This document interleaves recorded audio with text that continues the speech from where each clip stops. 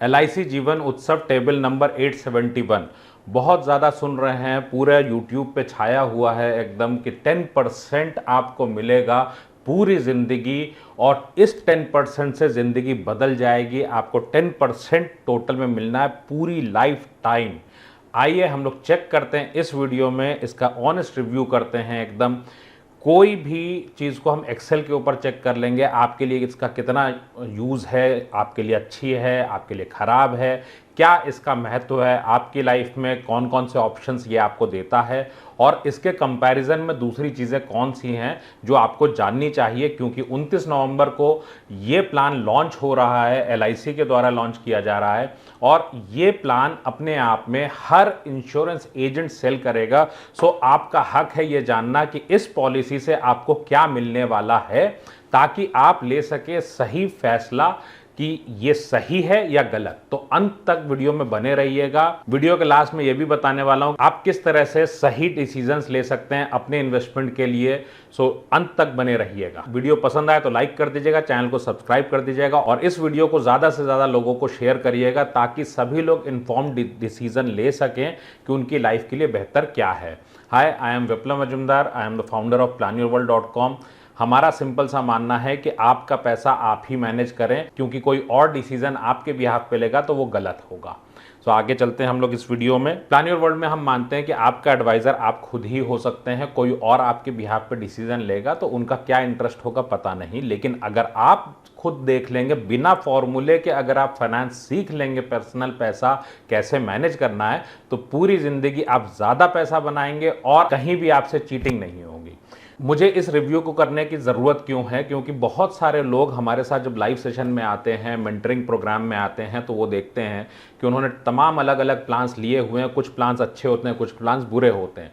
तो 2 साल 3 साल पैसा देने के बाद अगर लगे कि इस प्लान को डिसकंटिन्यू करना है, तो इस वीडियो को अंत तक देखिएगा, ताकि बाद में आपको पछताना ना पड़े। हो सकता है आपके लिए बहुत अच्छा हो सकता है खराब हो। सो डिपेंड करता है सिचुएशन पे। एक्सेल पे हम लोग बात करेंगे, एक्सेल पे हम लोग कंपैरिजन करेंगे।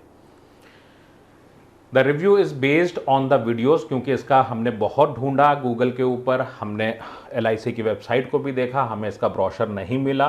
तो तमाम अलग अलग वीडियोज़ से हमने इसके लिए कंटेंट लिया है और इसमें जो क्लेम है उनका, so basically this is an investment plan. क्योंकि इसमें इंश्योरेंस की अगर बात करूँ तो उतना बेनिफिशियल इंश्योरेंस के लिए तो मुझे लगा नहीं, बट अगर मैं इसकी बात करता हूँ इन्वेस्टमेंट के एंगल से, तो कुछ लोगों को ये सूट करता है, कुछ लोगों को नहीं करेगा। सो किसको सूट करेगा किसको नहीं करेगा हम एक्सेल पे कर लेंगे, but it is based on the videos available from LIC agents. 29 तारीख जैसे ही इस प्लान का ब्रोशर आता है तो हम डिटेल्ड ब्रोशर के साथ डिटेल्ड वीडियो भी लेके आएंगे इसके लिए।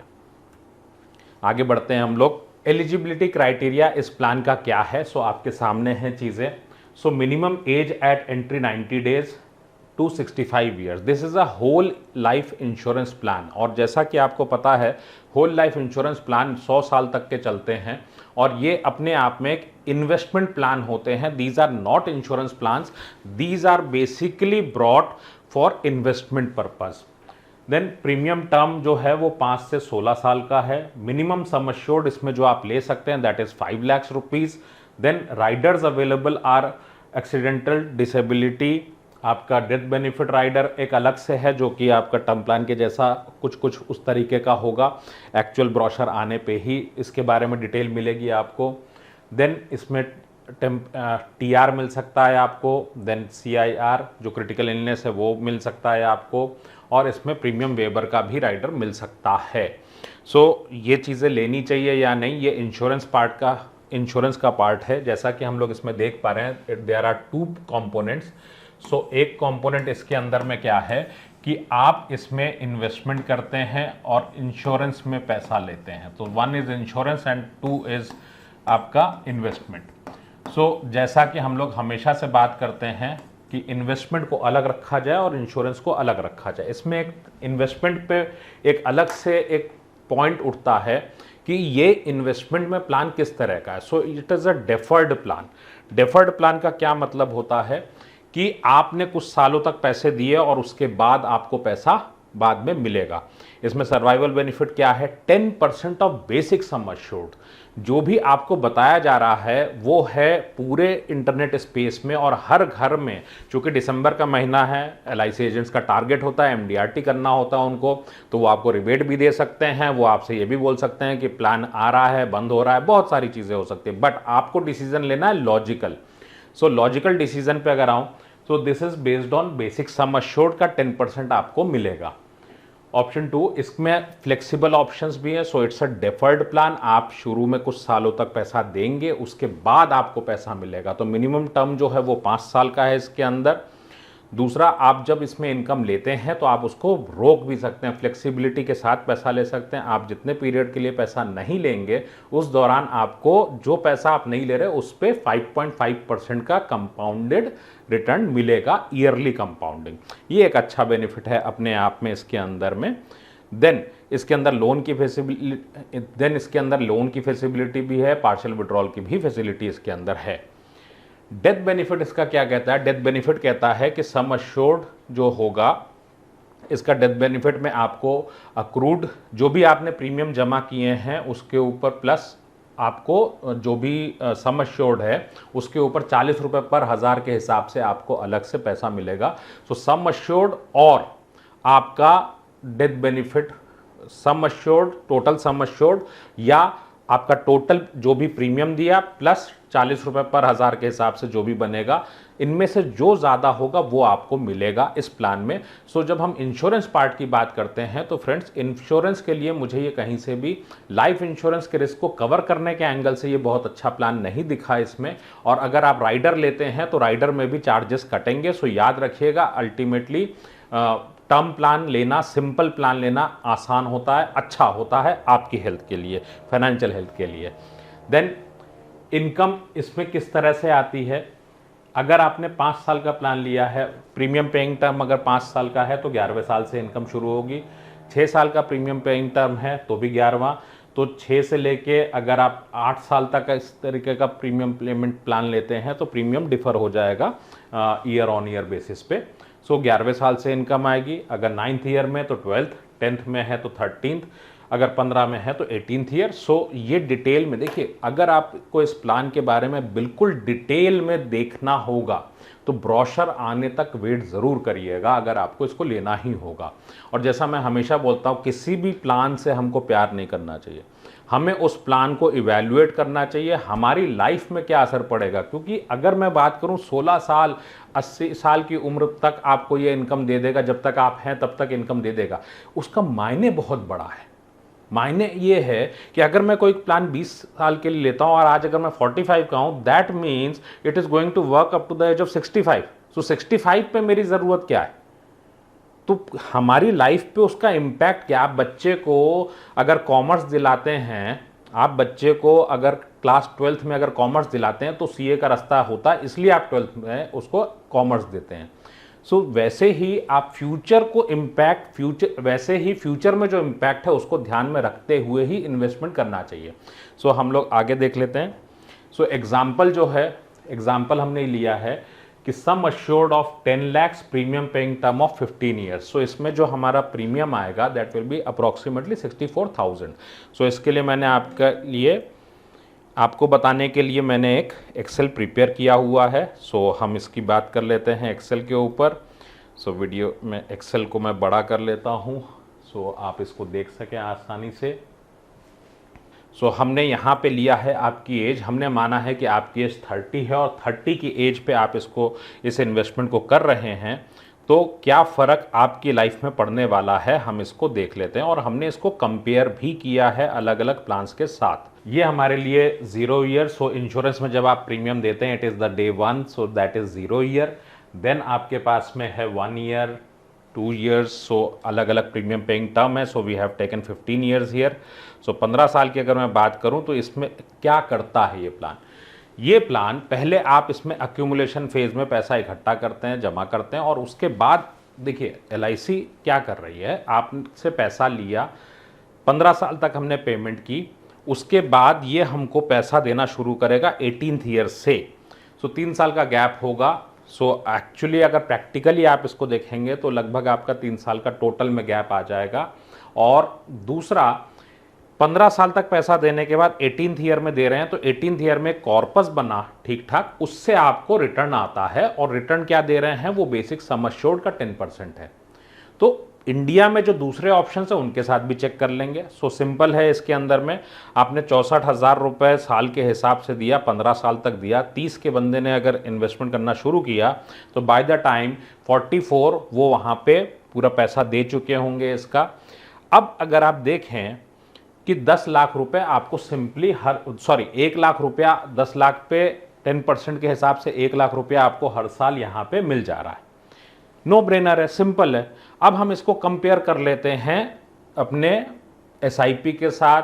अगर आप डायरेक्ट प्लान में एसआईपी करते हैं जहाँ पे कोई ब्रोकरेज नहीं लगती, ब्रोकरेज आपके रिटर्न में ऐड हो जाता है, या एजेंट के जरिए करते हैं तो क्या फ़र्क पड़ेगा, पीएफ में करेंगे तो क्या फ़र्क पड़ेगा, पीपीएफ में करेंगे तो क्या होगा, ये हम लोग देख लेते हैं। और खुद पैसा मैनेज करने के बेनिफिट क्या होते हैं वो भी समझ में आएगा हमें। सो यहाँ पे हमने लिया है एसआईपी डायरेक्ट। सो डायरेक्ट में है तो ये हमने 13.5% लिया, यहाँ पे 12% लिया, बिकॉज यहाँ पे ब्रोकरेजेस जाते हैं। सो आप अगर देखें तो यहाँ पे 15th ईयर के एंड में 30,57,000 रुपये हो रहे हैं।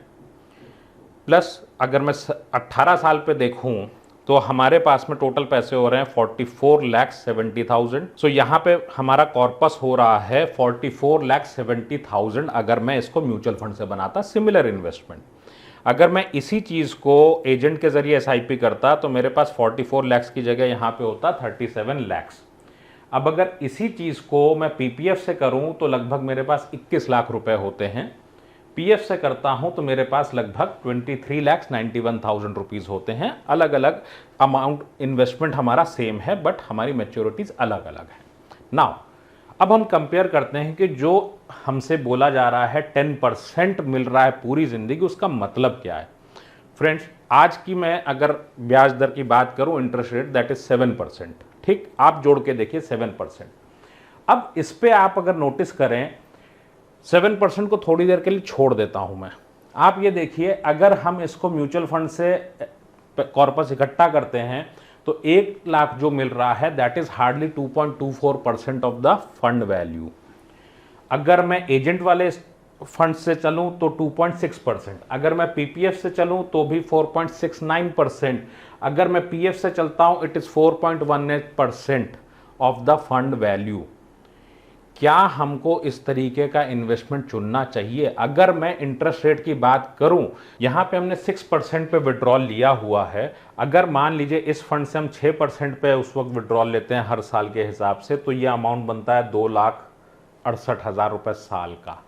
अगर मैं म्यूचुअल फंड के इस वाले से हिस्से को एफडी कर देता हूं या कुछ करता हूं, उस वक्त पेंशन ले लेता हूं, गवर्नमेंट सरकारी पेंशन ले लेता हूं जो कि ज़्यादा देती है, तो उसमें भी 2,25,000 रुपये हमें मिलते हैं। अगर मैं पीपीएफ वाले अमाउंट को करूं तो भी 1,27,000, पीएफ वाले को करूं तो भी 1,43,000।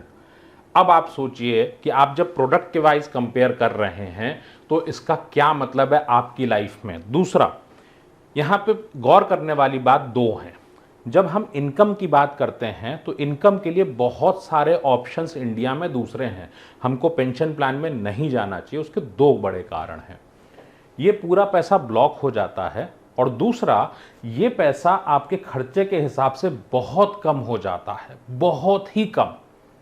सो महंगाई आपकी लगातार बढ़ती जाएगी। ये आपको आज 1 लाख का दिख रहा है, साल का 1 लाख, साल का 1 लाख मतलब आपका लगभग 9,000 रुपए महीना। अगर मैं आपसे बात करूं कि आपको 18 साल बाद 1 लाख रुपए मिल रहे हैं तो भाई साहब ये पैसा बनता कितना है फ्रेंड्स? ये पैसा बनता है हार्डली आज का 29,000 रुपए साल का।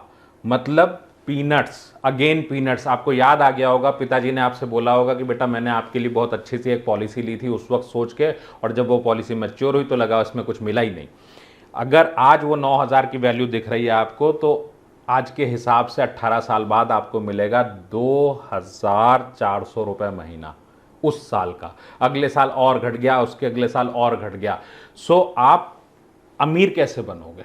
आपको अगर अमीर बनना है तो आपके पास उपाय क्या है? देखिए फ्रेंड्स, आप अपने जीवन में जो भी जिम्मेदारियां उसको पूरी कैसे करेंगे? आपके पास जो पैसा है, ये पॉलिसी उनके लिए ठीक है जो सरप्लस पैसा रखते हैं, आपकी रिक्वायरमेंट क्या है? आपकी रिक्वायरमेंट है कि आपके जीवन में जितनी जिम्मेदारियां हैं वो सारी जिम्मेदारियां आप पूरी करें। उसके अलावा मान लीजिए आपके पास टोटल में महीने की सेविंग है 20,000 रुपये, आपको लगता है इस 20,000 में से 15,000 जिम्मेदारियों के लिए है और 5,000 रुपया आपका फालतू है, देन आप इस प्लान में 5,000 के हिसाब से महीने के हिसाब से इन्वेस्टमेंट कर सकते हैं। अदरवाइज अगर आपको लगता है कि आपका एक एक पैसा कीमती है और आपको फर्क पड़ता है कि आपका पैसा कहाँ लग रहा है, क्योंकि मैच्योरिटी पे आपको पैसा चाहिए, तो याद रखिएगा लोगों को सबसे ज़्यादा नुकसान किस में होता है? Wrong investments of your saving. सबसे ज़्यादा नुकसान हमें करते हैं गलत investment. Lack of knowledge of money management. Money management के बारे में हमें कभी नहीं बताया गया पूरे जीवन में, ना कॉलेज में ना जॉब में। आप पैसा कमा के खाली अमीर नहीं बनते, पैसा मैनेज करके बनते हैं। नो मेथड टू जज योर एडवाइजर और बैंक। आपके पास क्या कोई जरिया है, कोई तरीका है ये जानने का कि आपका एडवाइजर आपको जो भी प्रोडक्ट दे रहा है वो सही है? तो मिनिमम लेवल का नॉलेज हमारे पास होना चाहिए। And living investment on others, so ये अपने आप में बहुत ही खतरनाक है कि हमने सेविंग करी बहुत जिम्मेदारी से और उसके बाद किसी को बोल दिया कि आप मेरा पैसा मैनेज करो। नहीं, पैसा आपका है, आपको ये सारी जिम्मेदारियां पूरी करनी चाहिए। So the solution is financial planning. Financial planning में क्या होता है? आपकी जितनी भी सेविंग्स है, आपके करियर के हिसाब से आपका जो भी आपकी एज अगर 40 है, 40 से 60 तक के बीच में आपके पास सेविंग्स होंगे, हर महीने सेविंग्स होंगे, पुराने इन्वेस्टमेंट्स होंगे। उन सब को किस तरह से एलोकेट किया जाए कि इमरजेंसी का पैसा भी रहे, घर में जॉब चली गई तो जॉब चली गई तो 6 महीने का पैसा होना चाहिए ना। रिस्क, मेरा लाइफ इंश्योरेंस प्रॉपर हो, मेरी हेल्थ में अलग चीज़ें प्रॉपर हो जाएं, मेरी हेल्थ केयर प्रॉपर हो जाए, देन बच्चों को सेटल कर पाऊँ, उनको पढ़ा के उनकी मैरिज, देन घर को छुड़ा पाएँ, car, vacation, then finally retirement. वही 60 से लेकर 90 तक की आपकी वाइफ की इनकम, ये सारी चीज़ें आपकी होनी है सिर्फ और सिर्फ आपकी सेविंग्स से। के लिंक डिस्क्रिप्शन में है। If you are really worried about your portfolio, start your study now.